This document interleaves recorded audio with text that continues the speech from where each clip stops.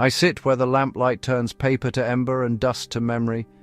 Outside my windows, the wind moves like a hand across an old map, tracing deserts and dry riverbeds that remember every footstep, every missing person flyer, every whispered prayer that never got loud enough to matter. There is a canyon on that map that eats sound. On hot days, it carries the shriek of hawks and the distant grind of highway. On cold nights, it learns a different language. The locals call it Slaughterhouse Canyon. The name is a mask. The face beneath is sorrow. Stories like to pretend they begin with thunder. This one begins with errands and promises. It begins with a family that had more stairs than choices, and with a town that made more noise about charity than any charity the family ever saw. The desert does not punish. It obeys the math you give it. If you add hunger to heat and subtract witnesses, the answer will not surprise you. I watched this one from a long way off, which is the only safe way to watch some things. I did not count days. I counted empty plates. You may have heard the tale wrapped in campfire bravado. You may have heard a name, Luana or something like it, a mother who lost her mind, and her children. I prefer a ledger with more columns. There are always other names attached. A neighbor who closed the door quietly, a father who went to find work and found an alibi, a sheriff who took measurements and never measured himself, a canyon that learned to speak with the voice of a kitchen knife, dragged once along rough stone. No dialogue will distract us, only what happened and the regret that stayed. We will walk down into the dust together. I will tell you where the footprints doubled back. I will tell you which of them never came out.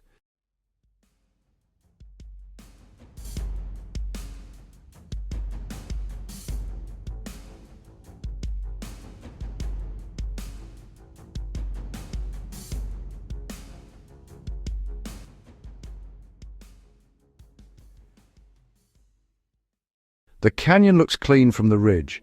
Clean is a trick of distance. Down, where the mesquite crowds the wash, the ground is crosshatched with hoofprints, bicycle treads, and boot soles parched to cracking. Old rain carved the walls and then forgot to return. Yucca spears stand like warnings written in a language that does not need verbs. When wind slips through the switchgrass, it sounds like a skirt turning away. Houses near the mouth of the canyon squat low to the earth, protective as turtles. Cinder block, corrugated metal, chain link that shines where the sun has remembered it too well. Refrigerators on porches hum like tired bees. There is a church with a roofing shingle cross and a gas station that counts as a grocery store when the week runs long. The main street is a suggestion that never quite made it to stone. I have watched this place through years of drought and one sudden season of rain that broke a child's patience wide open with the smell of wet creosote. I have seen drones lift from the canyon rim like curious insects, piloted by teenagers who wanted to be brave or wanted to be seen being brave, which is not the same thing. I have seen a coroner step carefully to avoid tracking the canyon back into his truck. The canyon is careful in return. It keeps what is given. It keeps stories like a museum keeps bones. We begin at the mouth because beginnings pretend to be exits. We will walk in. The air will cool by degrees. The name will arrive later. A narrow path falls from the road into a sandy corridor littered with bottle caps, prayer ribbons, and a single rusting padlock. The padlock is not attached to anything. Some warnings are like that. The cliff face bears the scars of climbing anchors, and one message spray-painted in neat block letters that reads quietly in the rock's original color, where the white paint has blown away. Hikers take pictures here and later add a filter that warms what should not be warmed. There is a shape to grief that landscapes learn. The canyon knows it. It makes a room out of cliff and shadow, and a floor of pale alluvium that gives like flour underfoot. It makes a roof from the overhang and calls the place a shelter. The word carries more hope than accuracy. We stand there long enough to hear our breathing turn from stranger to company. That is when the story arrives and chooses a direction. It prefers to be down. The bridge is this. Every canyon is a mouth and every town is a throat. What falls in does not always come out as a voice. No one here belonged to one name. The paperwork said married. Gossip said almost. The oldest child said always. The mother carried 3 names in her pockets like folded receipts. The father kept one name in his wallet and the rest in his mouth. Income was seasonal, which is another word for inadequate. He worked cattle when cattle moved, rock blasting when rock needed holes, and soft hustles that depended on a handshake and the other person's optimism. The mother cleaned rooms at a roadside motel in scrubs that were not medical but wanted to be. She rang up cigarettes at the gas station when someone's cousin quit. They rented a cinder block house with a couch and a patchy yard. Inside hung a calendar with a red circle around the 15th, which meant bills. The youngest child had drawn a sun on the 15th, which is a joke the calendar did not find funny. Character is louder than circumstance, but less photogenic. The mother kept lists in a spiral notebook, groceries written as hope, phone numbers written as lifelines. She measured the children every August against a strip of painter's tape on the doorframe. She owned a pair of black church flats with one scuffed toe and a laugh that appeared on other people's faces like a shadow before it appeared on hers. She believed in slow pots and duty. She carried a quiet pride that only asked for a fair fight. The father was a summer thunderstorm.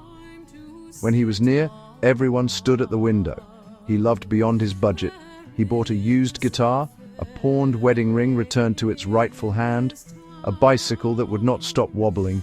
He did not always return with what he went out to get.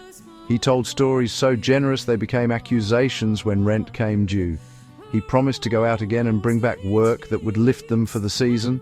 He left the dates vague. He left on a morning that smelled like hot metal and old toast. The children arranged themselves around the absence like furniture around a space heater. The oldest learned to pause before asking, in case the question became a bill. The middle one learned the shape of silence and how to fill it with helpful motion. The youngest collected small treasures from the yard and named each one out loud as if names were food. Only one of these habits would prove useful, not all. The bridge is simple. A ledger looks tidy until you reach the column called time. Tidy does not mean balanced. The father set out east along the road where gas trucks drift in long bright lines. He carried a duffel that held leggings for work, a change of shirts, and the certainty that this time would be different because thinking otherwise was impossible.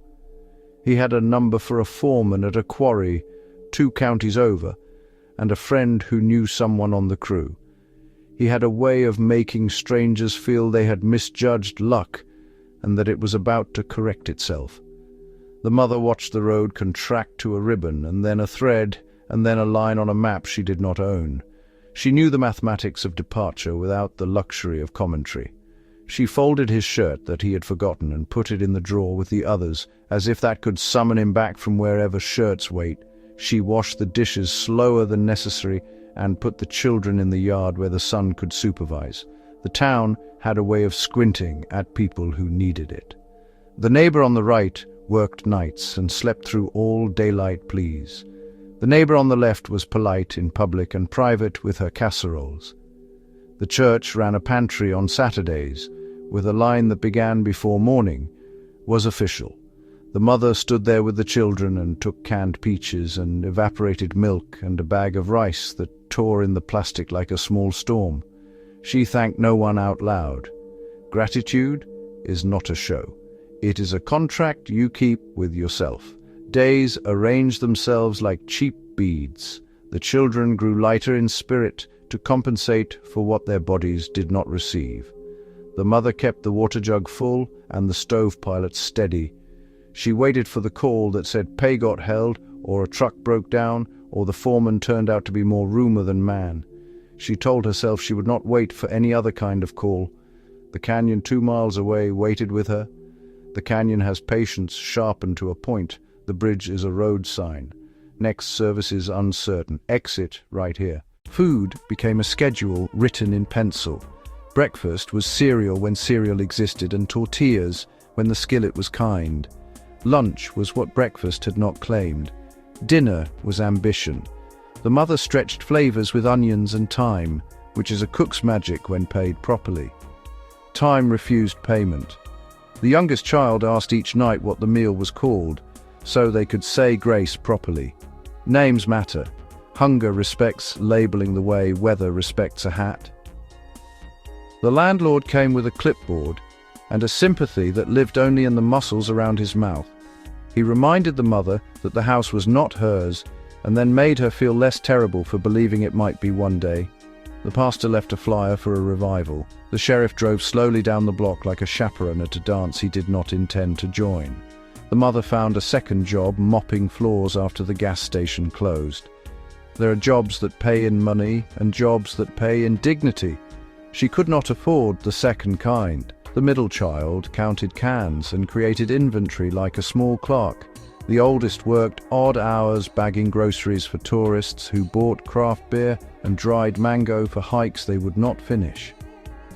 The youngest built cities in the yard from bleached bones and marbles and told no one about a game where the wind was the judge. Children make courts where the law cannot reach. Nights grew louder in the canyon. Coyotes practiced arguments. Owls read judgments. Somewhere, a water pump throbbed like a difficult heartbeat. The mother dreamed with her eyes open because sleep is a door not everyone can afford to close. When she did sleep, she dreamed the same dream. A table with enough plates and the shadow of a man on the wall without the man. The bridge feels like a weather forecast. Continued high pressure. Chance of apology decreasing. There is always a day that pretends to be an average. The refrigerator was a mouth breathing. The calendar wore the 15th like a bruise. The phone sat silent in the drawer, which is louder with each hour. The mother came home limping from a mop bucket that rolled over her foot. She set down a sack with saltine sleeves and a small jar of peanut butter and a kindness from a cashier that tasted more like pity than kindness ever should. She portioned crackers like a surgeon and pressed halves into small hands. No one complained out loud. The youngest asked the name of the meal. She said names were flexible today. Heat stormed the house. The box fan begged for mercy and received none. In the afternoon, the power flickered and stayed. The children made a fort under the table and called it a ship crossing a narrow sea where sharks were reasonable and never ate anyone who followed the rules. The mother put her head down on the counter and traveled for 10 minutes to a place where her mistakes were lighter. When she returned, the light had changed and the neighborhood had turned into another day waiting in line. By evening, something inside her arithmetic slipped. She did not pitch a fit. She did not howl. She stood and felt a kind of clarity that people write poems about until they meet it. She lifted her keys. She spoke to no one. She did not leave a note. She walked to the canyon because the canyon was a noun, and everything else felt like adjectives that kept changing their minds. The children followed because that is what children do. They follow into games, into stores, into worst-case scenarios, into myth. The oldest went first and took responsibility like a coat that would not fit anyone else. The middle carried a flashlight that did not need to be on yet. The youngest held a string of bottle caps like a rosary for a faith that had never been briefed on dogma. They moved into the canyon at the hour when air thins and you can hear your own blood moving. The canyon received them with the civility that predators sometimes show. They reached a bend where the walls lean and the path narrows. The mother knelt. She did not pray. She placed her hands on the ground and listened as if the earth were a spoken word record, and this was the track she had been saving for last. The story others tell adds color here that does not belong to the palate. It enjoys sharp sounds and loud words. We will not. The truth is simple and obscene. The mother reached the end of a chart that could no longer support entries. Some acts are the opposite of improvisation. Some are schedules that become verdicts. By morning, the canyon had taken 3 small promises and 1 larger one. It does not matter which order. The canyon never lists. The bridge is a fact. Grief keeps receipts. It does not keep change. A search began because searches are inevitable. and always at least a day too late. Boots slurred the sand into anonymity.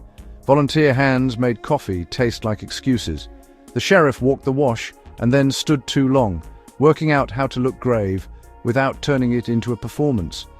A ranger measured scuffs on rock and wrote down numbers that became a kind of prayer for someone who believed in data as deliverance. The pastor visited houses and decided which words could be said in which rooms. No words were equal to the rooms. The father returned on the third day with a check made of paper and air. He expected cheers presented as questions. He received a silence that performed no duty toward his comfort. His duffel hit the dirt, and his hands learned how to be empty in public. He went to the canyon because everyone else did. Some truths are democratic only after they finish voting on you. They found what they found. They did not find everything. The canyon keeps a portion as a tax, as a rule, as a courtesy to the wind. The coroner spoke clinically because the body requires that favor when dignity fails. The sheriff drew a line between the mother and the act with a certainty the desert does not endorse. The town decided it needed a monster more than it needed a mirror. It renamed a woman with a name the story liked better. It traded nuance for a nightlight. It slept. The house stood a while. The yard became a museum of weather and bad debt. Teenagers dared each other to trespass and left footprints like signatures on a petition that no council would read. A developer came with a plan that did not include ghosts, and eventually left with a different plan that did. The canyon did not notice the paperwork. It still held what it held. It learned to hum. The bridge is a courtroom with no doors. Exhibit A is always the same: absence. A legend collapses a life to a headline. I prefer the long form. The mother. She was the oldest daughter of a woman who taught her how to make soup from memory and opinions. She had been a teenager with a library card and a way of caring for other people that made her seem older, which people confused with strength. She learned budgets at a kitchen table with a calculator that clicked like a cricket. She wanted a garden and a set of matching mugs. She wanted the thermostat to be a promise, not a negotiation. She was not born cruel. She was not born at all to anyone's story but her own. She met pressure in layers, work that bruised the hands, sleep that would not stay, a marriage that asked for patience as a down payment on a future that kept moving the closing date. Her breakdown was not a flash but a sequence. Hunger calibrates mercy. Isolation writes clauses in a language that punishes every noun. By the end, she was a field after locusts. She did what she did because the edge between doing and not doing narrowed to a wire. The wire cut the father. He grew up in a trailer that shifted when the wind wanted to be taller. He loved faster because he had learned that slow was a privilege. His jokes were better than his timing. He never had a bank account that could carry the weight of his word. He was good with animals and terrible with calendars. He meant to come back every time he left. He believed in work like some people believe in eliminations from grace. When the worst happened, he learned what happens to people who arrive on page 3. He drank, then stopped, then drank in his head. He moved 2 towns over and became the man who does not answer questions at cookouts. He carried a folded photo until it became a small black square, and then he carried that instead. He believed that grief is masculine only when unobserved. He was half right. The oldest child. This child grew into a person who counted exits in every room without admitting it out loud. They learned how to make other people comfortable as if comfort were a rent they owed. They avoided canyons. They became a nurse who knew how to look at charts and then look at faces and decide which was telling the truth that day. They never had children because some futures are doors you close softly out of respect for the rooms beyond them. They volunteered in a pantry. They moved at the sound of plastic bags being filled or unfilled. It sounded like thunder to them. They kept a box with bottle caps. They never threw away anything that sounded like a promise. The middle child. This child grew into a person who found peace in sorting. They ran inventory at a warehouse where every item was a corrected version of chaos. They had a gift for systems that did not punish mistakes. They read procedural manuals the way some people read scripture, for comfort and for the knowledge that someone had thought of everything. They adopted a dog who slept under the table with paws crossed. They kept a flashlight in every room and replaced batteries before the light had a chance to dim. They hiked only in places with fences, the youngest child. This child did not grow. Their biography is written in drawings found under a mattress and in the names of rocks arranged in a circle behind the cinder-block house, where nothing grows now but things that do not require permission. Their story is a small handprint in paint that has faded toward the color of someone's first attempt at sky. The town points at that handprint when it needs to remember that it is capable of pointing. It has not yet learned to hold. The bridge is a list of occupations and coping mechanisms. None of them are mythic, all of them are sufficient. Years later, a true crime podcaster parked near the canyon with a bag of cables and a voice trained to sound like empathy packaged for drive time.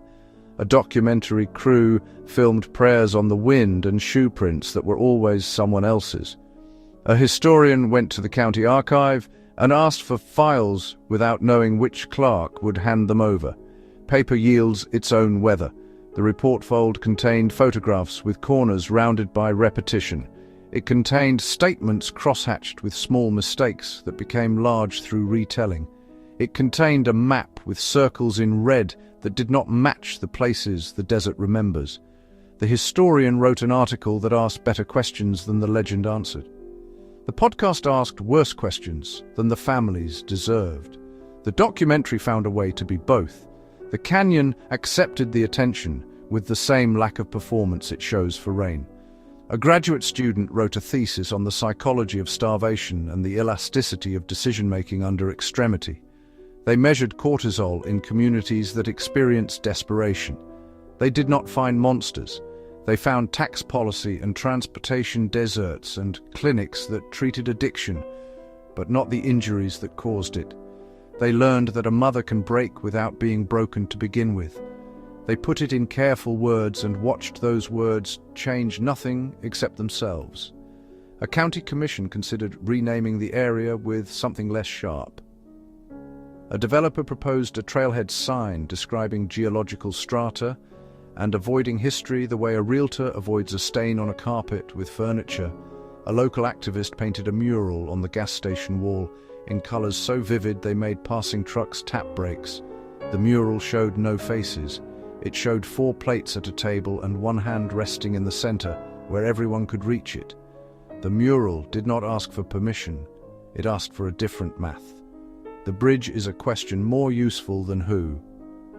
Who is a hook? Who is a ladder? If you stand at the bend at noon, you will hear a truck on the highway like distant surf. If you stand there at midnight, you will hear a different sea entirely. Air moves across the lip of stone and turns to tone. It is not a scream. Screams are short. This is a constant. It is the sound of things that continue after the choice has finished. People call it haunting because they need the canyon to be an actor in their drama. The canyon is an instrument. The players were human. That does not mean there is no voice. Wind through Ocotillo makes a sound like paper. Quail moving in the brush make a sound like skirts. A child laughing 3 yards away can sound like cruelty if the ears are tuned to the wrong season. The canyon reminds you that you brought your own ghosts. It will keep them for a while if your hands shake. It will return them when you have learned a little patience. I have heard the canyon on anniversaries when the town held a vigil that honored what it could face. I have heard it on random Tuesdays when a trucker pulled over and cried without understanding why. I have heard it at dawn when nothing deserved to be loud and yet something was. The voice does not give instructions. It does not confess. It holds a note and invites you to decide what key your life is in. Modernizing a legend does not mean adding smartphones. It means replacing the comfortable horror with the accurate kind. It means admitting that poverty does not arrive on horseback. It arrives as a 40-minute drive to the nearest clinic and a grocery store where fresh fruit costs more than gas station candy. It arrives as a father who is paid in promises and a mother who knows that sleep deprivation is a tool used on prisoners and on the working poor without paperwork. The town today looks cleaner on postcards. Solar panels glitter. A farmer's market sells honey in small hexagonal jars. The church has a live stream. The pantry line is shorter only because people have moved away. The canyon remains. It does not care about rebranding. It holds no Wi-Fi, no coverage, no signal, but the old ones. Teenagers still make videos and tag them with the hashtag that gets views. Rangers still pick up broken bottles and read new carvings in the rock that mean love and dates, and occasionally the defiant declaration of a name that does not want to be forgotten. Modernization also means recognizing that the family was not an exception. It means writing programs that make exceptions unnecessary. It means neighbors learning the skill of interference, which is the art of stepping in gently without waiting for a catastrophe that can be measured. It means cash tucked in an envelope and left without ceremony, and a ride offered without formality, and a hand that knocks before a door requires a battering ram. It means the small politics of love carried out without speeches. The bridge is an assignment. If you live near a canyon, you already know what to do. If you live where rain is plentiful, you still do. I file the story where I keep others of its kind, not under horror, under arithmetic, inputs, outputs, and the remainder that does not remain. I think of the mural with 4 plates and a hand in the middle. I think of the spiral notebook with its lists and the doorframe with its tape where heights were marked. I think of the landlord's clipboard, the pastor's flyer, the sheriff's careful boots. I think of the canyon that did nothing more than provide a room for a verdict already written. The desert is honest that way. It does not conspire. It does not forgive. Some stories refuse to stay buried, even though some should. This one refuses, because it is not finished. It continues anywhere. Hunger reheats its cold meal. It continues wherever a town prefers a monster to a plan. It continues in the grocery line where a child names dinner and the name changes in meaning as the day grows old. It continues when the wind drags its long sleeve along the cliff and plays that single note that makes people look over their shoulders for what is not behind them. I watch. I remember. I do not intervene. You can. If the canyon keeps a voice, let it be the sound of your car door opening in a driveway where it is needed, the sound of your hand on a shoulder before the math gets cruel, the sound of plates set down without counting mouths backward.